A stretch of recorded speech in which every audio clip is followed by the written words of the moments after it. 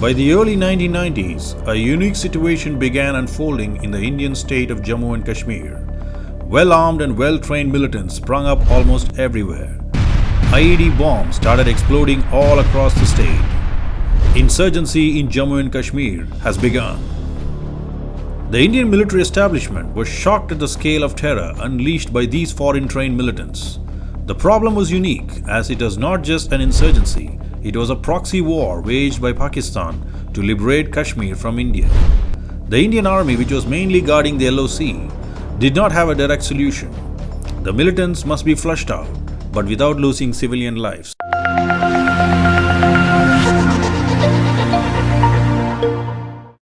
To counter the terrorists, the then Army Chief General Bipin Chandra Joshi conceptualized a force similar to the Assam Rifles, dedicated to counterinsurgency and permanently stationed in the Kashmir Valley.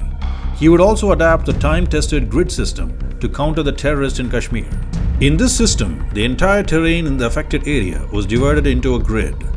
Each node in the grid at any given time would have a platoon of soldiers ready, the so-called quick reaction team.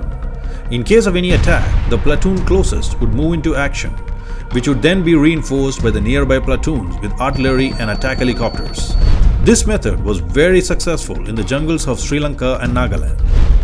But there's a problem. Insurgency in Kashmir is in urban areas and it is densely populated. And because of this, heavy weapons and air attack would have to be avoided. With no heavy weapons and air support, more soldiers would be required to neutralize the terrorists. Which means, considering the size of Jammu and Kashmir, a huge force of 65 battalions similar to the Assam Rifles needs to be created. This would require big funding and, most importantly, the approval of the central government. In 1994, the then Prime Minister P.V. Narasimha Rao gave the go-ahead for setting up of such a force, and the Rashtriya Rifles was born. The Rashtriya Rifle has its own dress, special insignia and flag logistics.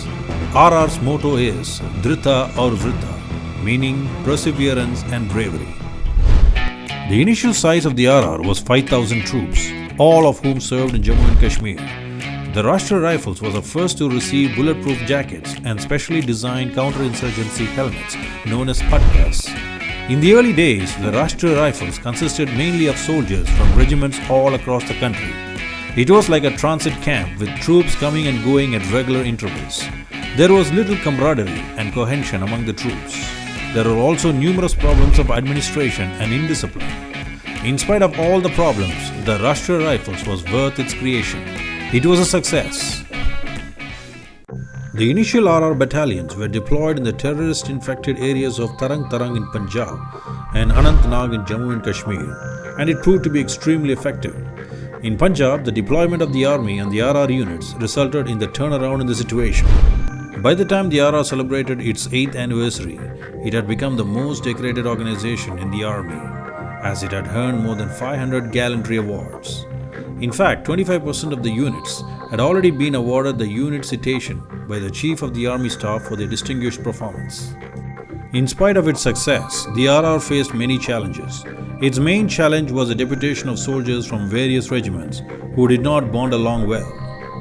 Keeping this in mind, a decision was taken to alter the basic composition of the Rashtriya Rifles battalion. It was decided that instead of deputation, every regiment of the Indian Army would raise 2 battalions dedicated to the Rashtriya Rifles, so that when deployed in Kashmir, the troops and their battalion commanding officer are of the same regiment and hence maintain the regimental ethos. Each regiment was given the task of raising 1 to 2 battalions in 1 year's time. After this, they are sent to the Northern Command, where they undergo 8 weeks of special training in counterinsurgency. When the deployment to the RR happens, the soldier would get 25% extra salary, making it a sought-after deputation for any soldier in the Indian Army. In Kashmir, the Rashtriya Rifles is divided into 5 groups called the Counterinsurgency Force HQs. Each of the HQ is responsible for an area of the Kashmir Valley and have their own operational names, like the Romeo Force is in charge of the Rajouri and Pooch areas. The Delta Force is in charge of the Doda area. The Victor Force is in charge of Anantnag, Pulwama, Shopian, Kulgaon and Budgaon areas. The Kilo Force is in charge of the Kupwara, Baramulla and Srinagar area. And finally, the uniform force is in charge of the Udhampur and Banihal area. The Rashtriya Rifles is headed by a Director General of the rank of a Lieutenant General in the Indian Army. The RR is directly controlled by the Home Ministry. So what makes the Rashtriya Rifles so successful in curbing insurgency in Jammu and Kashmir? The Rashtriya Rifles is well trained and equipped with the latest weapons and drones. In addition to this, the RR runs a covert spy network of renegades and informers who regularly pass on information on terrorist movements. But the most important reason for the success was the enactment of a law called AFSPA, or Armed Forces Special Powers Act. This law gives sweeping powers to the RR. This law enables the RR to detain, question, and if necessary, execute any terrorist without trial. After the Rashtriya Rifles took over in 1990, more than 26,000 terrorists were killed so far, and almost 6,000 soldiers have laid down their lives for the country. The Rashtriya Rifles have produced a great return on its investment. Kashmir firmly remains under the grasp of its people.